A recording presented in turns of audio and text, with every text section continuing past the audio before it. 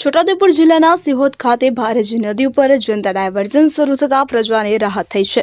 National highway number 56નો bridge તૂટી જતા અને ડાયવર્ઝન 2 વખત ધોવાઈ જતા રસ્તો બંધ કરવામાં આવ્યો છે, પરંતુ જનતા દ્વારા જનતા ડાયવર્ઝન ત્રીજી વાર બનાવી દેવામાં આવ્યો છે, જેનાથી નાના વાહનોને જવામાં રાહત થઈ છે।